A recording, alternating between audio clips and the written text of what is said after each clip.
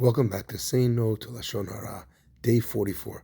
This entire series is being done as a zchut for refuah shlema for Chana bat Semefega. What happens when you meet someone that constantly does the same sin again and again and again? It's almost as if they are broadcasting that they don't care about it, they don't think that it's important, they think that this is allowed or what have you. The problem is that in everything else, the person seems to be a pretty observant Jew. He's only in this area is he deficient.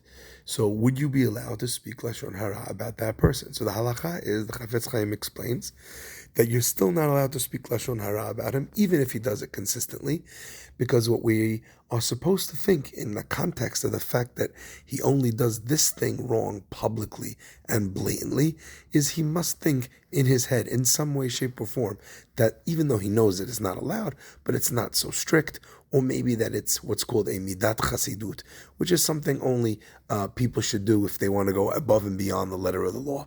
But he must clearly think that this is not an obligatory thing, because in everything else that he's obligated to do, he seems to do. The Chafetz Chaim explains that that person is not a rasha, he's a good person, but he needs tochacha, he needs to be rebuked, he needs to be convinced.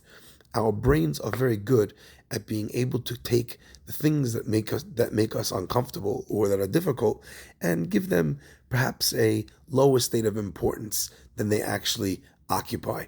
So the Chafetz Chaim says that in such a case, when he doesn't see this matter as a serious sin, he thinks that it's not the best thing, but it's not so bad. If you approach him and then you speak to him properly and explain to him how serious the issue is, sometimes he'll be able to accept that reproof and that rebuke and do better. However, that does not stop us from needing to warn people not to learn from that person's ways, because even though he's making this mistake as a mistake and not a malicious transgression of the law, still the younger people or students or people who are not well educated will look at a person who's religious and will misunderstand from his ways what a person's supposed to do, especially because of the fact that he does everything else in the correct way. In this case, that's not really, as we explained earlier, Lashon Hara, negative speech. It is for a constructive purpose.